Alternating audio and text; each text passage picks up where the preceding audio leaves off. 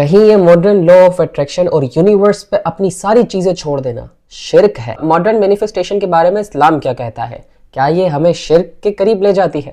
آئیے جانتے ہیں قرآن اور حدیث کی روشنی میں اس ویڈیو میں۔ عام طور پر مینیفیسٹیشن سے مراد لیا جاتا ہے کہ اپنی خواہش کو اتنی شدت سے ویژولائز کرنا یا اس پر یقین رکھنا کہ وہ اصل زندگی میں سرزد ہو جائے۔ لوگ کہتے ہیں کہ یونیورس تمہاری انرجی کو فیل کرتا ہے اور تمہیں وہ چیزیں دے دیتا ہے۔ اسلام کے نزدیک ماڈرن مینیفیسٹیشن میں کچھ چیزیں ایسی ہیں جنہیں اسلام بھی سپورٹ کرتا ہے، جیسے کہ نیت کرنا، محنت کرنا اور پھر یونیورس پر توکل کرنا۔ مگر یہاں ہم یونیورس کو ریپلیس کر دیں گے اللہ تعالیٰ کے ساتھ۔ مگر کچھ چیزیں خطرناک حد تک ہمیں شرک میں دھکیل سکتی ہیں، جیسے کہ یہ محسوس کرنا یا اس بات پر یقین رکھنا کہ ہماری سوچ میں اتنی طاقت ہے کہ وہ چیزیں ہمارے لیے پاسبل یا امپاسبل کر دیتی ہے، یا یونیورس ہمارے لیے چیزیں آسان یا مشکل کر دیتی ہے، یا ہمیں وہ چیزیں حاصل ہو جاتی ہیں۔ اسلام کی بنیادی توحید ہے کہ ہر چیز کا خالق اور مالک صرف اللہ تعالیٰ ہے۔ کسی یونیورس، شخص یا انرجی کے پاس اپنی کوئی قدرت نہیں۔ سورہ الانعام میں اللہ تعالیٰ فرماتے ہیں کہ اگر ہم تمہیں فائدہ پہنچانا چاہیں تو دنیا کی کوئی طاقت تمہیں نقصان نہیں پہنچا سکتی، اور اگر ہم ہی تمہیں نقصان پہنچانا چاہے تو دنیا کی کوئی طاقت تمہیں نفع نہیں پہنچا سکتی۔ سورہ یونس میں آتا ہے کہ کہو کہ میں اپنی ذات کے لیے کسی نفع نقصان کا مالک نہیں ہوں مگر جو اللہ چاہے۔ سورہ ہود میں اللہ تعالیٰ فرماتے ہیں کہ میرا کام صرف اللہ تعالیٰ کی مرضی سے ہوتا ہے اور میرا بھروسہ صرف اللہ پر ہے۔ ایز اے مسلم ہمارا یہ بلیو ہے کہ ہر چیز اللہ تعالیٰ کی قدرت کے تحت ہوتی ہے، نہ کہ یہ کہ میں اپنی سوچ کے ذریعے اپنی زندگی بدل سکتا ہوں۔ اب سوال آتا ہے کہ مینیفیسٹیشن کب شرک بن جاتی ہے؟ شرک اسلام کا سب سے بڑا گناہ ہے۔ شرک اللہ تعالیٰ کی نظر میں ایک بہت ہی زیادہ سینسٹیو ایشو ہے۔ اللہ تعالیٰ فرماتے ہیں کہ میں روز محشر ہر گناہ جس کے لیے چاہوں گا معاف کر دوں گا، لیکن شرک کرنے والے کو ذلیل اور رسوا کر کے جہنم میں داخل کروں گا۔ یعنی روز محشر ہر چیز کی معافی مل جائے گی سوائے شرک کے، اور ہر چیز کی معافی ملنا بھی لازمی نہیں ہے، ایکسیپشنل کیسز میں جس پر اللہ تعالیٰ کی رحمت ہو جائے۔ اور اگر ہم یہ کہتے ہیں کہ یونیورس یہ کر دیتا ہے، سو اٹ مینس کہ ہم اب ہر چیز کا اختیار یونیورس کو دے رہے ہیں۔ اب یہ لیپ ٹاپ، یہ لائٹ، یہ موبائل فون، یہ کیمرہ، یہ سیٹ اپ، آسمان، زمین، ہر وہ چیز جو اس آسمان اور زمین کے درمیان موجود ہے اور اس کائنات کے درمیان موجود ہے، وہ یونیورس کا حصہ ہے۔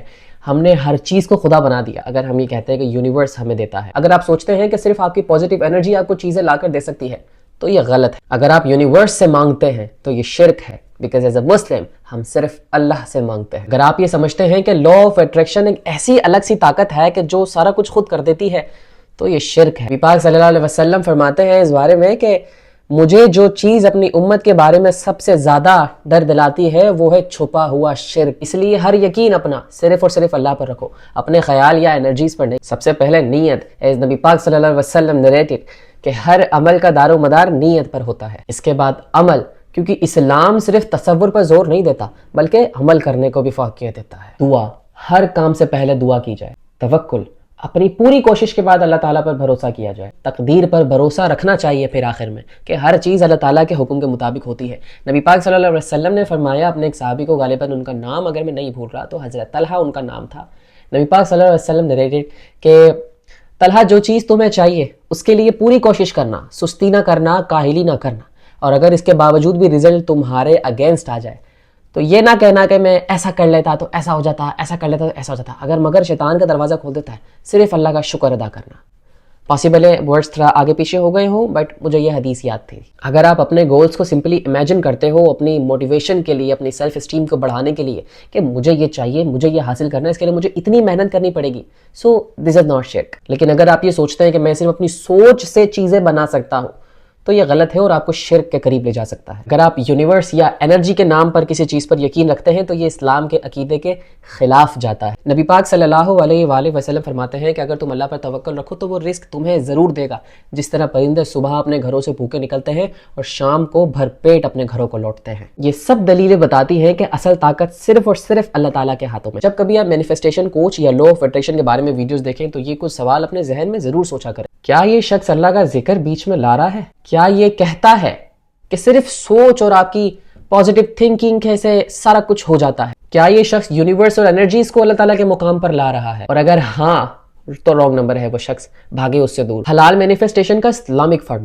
گول سیٹ کرو، جو چیز حلال ہو اس کے لیے نیت بناؤ اور سنسیئر نیت رکھو کہ اللہ تعالیٰ اگر یہ میرے حق میں بہتر ہے تو میرے لیے آسان کر دے، اور اگر نہیں تو اس کو مجھ سے دور کر دے اور مجھے اس سے دور کر دے۔ کوشش بھی کرو کیونکہ عمل اور محنت دونوں زیادہ ضروری ہے۔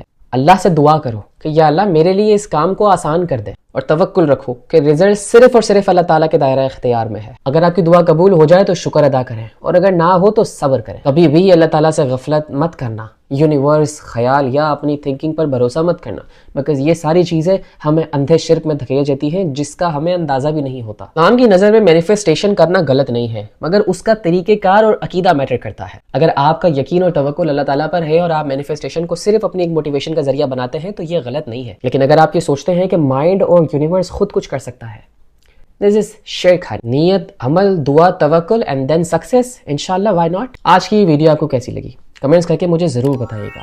Don't forget to subscribe to my channel, like this video, comment down below and share it with your friends۔ ملتے ہیں اسی طرح کی اگلی انفارمیٹیو ویڈیو میں۔ جزاک اللہ، خدا حافظ۔